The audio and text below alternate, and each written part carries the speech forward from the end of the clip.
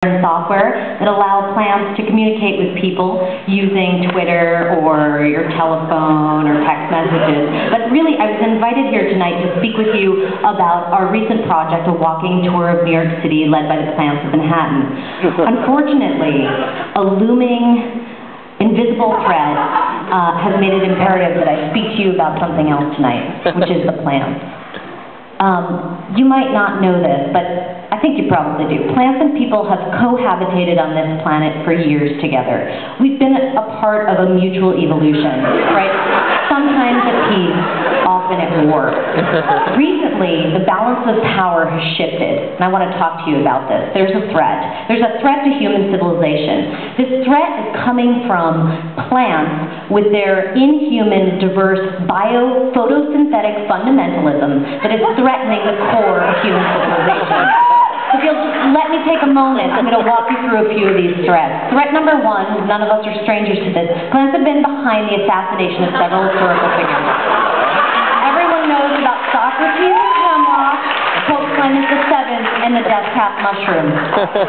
Threat number two, I'm sure you're aware that plants have been forcing scientists to waste their time creating designer genetically modified versions of themselves, wasting our valid, intelligent resources for plants' ends, right? So, threat number three.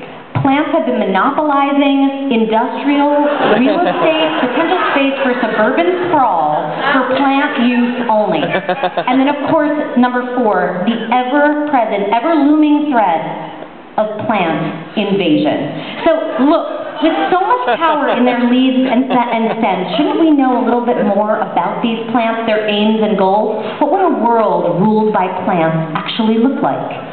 I'm going to take a moment to walk you through a little history of plant-human relations theory and policies. This came out of war game theory. Norbert Wiener talked about this a lot, right? And I'll walk you through. We'll start from MAD, mutually assured destruction, right? And MAD takes at its core concept the fact of the carbon dioxide cycle, right? And in that, humans are dependent upon the foreign-controlled oxygen, which is managed by plants. Now, of course, the Industrial Revolution has thrown this all out the door, and we're functioning under the Bush Doctrine, which you all know is preemptive, invasive monoculture, right?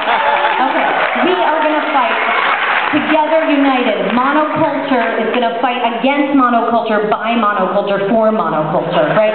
But really, the future is about surveillance and sensing technologies, right? Because these plants, these renegade plants are on the run, and we need data. We need to know who they are, what their light levels are, what their soil moisture levels are, what's going on with these guys.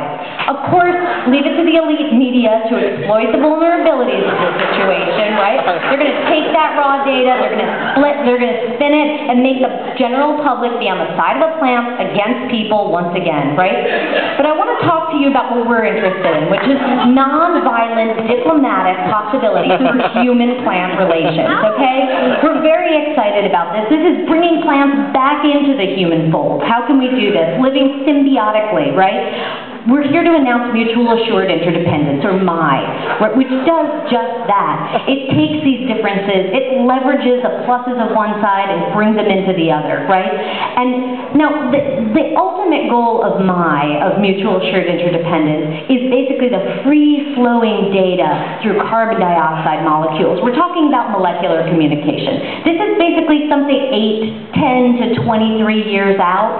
So in the short term, what we're recommending is that the U.S. invest and increase our national infrastructure and investment in surveillance technology, in sensor technology, and of course in feedback technology. So tonight, actually, as Botanicalls, we're very excited to be pioneers on this journey.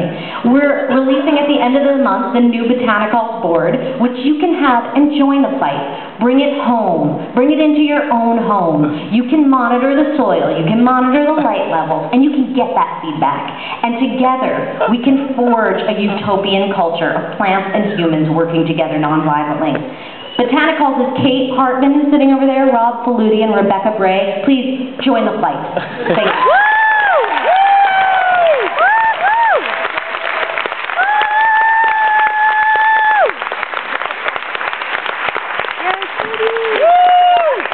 Right? You get straight back together.